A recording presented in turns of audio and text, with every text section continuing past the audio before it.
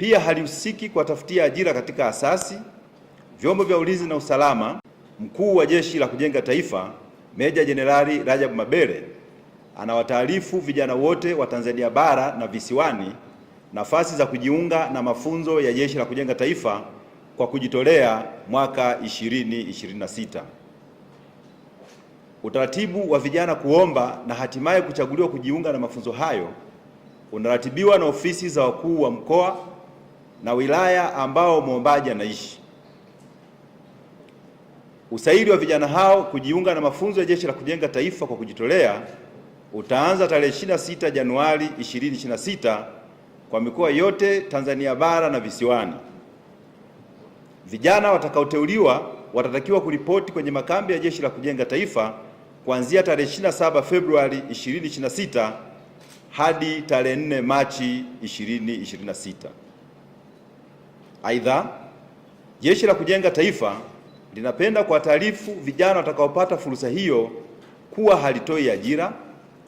Pia halihusiki kuwatafutia ajira katika asasi, vyombo vya ulinzi na usalama na mashirika mbalimbali ya serikali na siyo ya kiserikali, bali hutoa mafunzo yatakayosaidia vijana kujiajiri wenyewe mara baada ya kumaliza mkataba wao na Jeshi la Kujenga Taifa.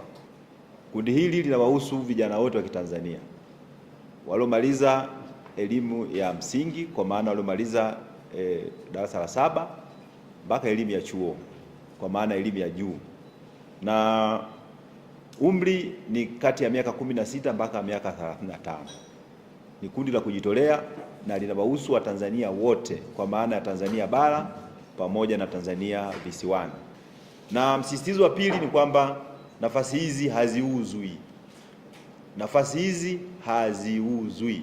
Kwa hiyo pasipo pakatokea mtu yoyote akataka kutumia fursa hii sasa kusema kwamba anaweza akampatia Mtanzania yoyote nafasi ya kujiunga na Jeshi la Kujenga Taifa kwa kuweza kutoa kiasi cha pesa.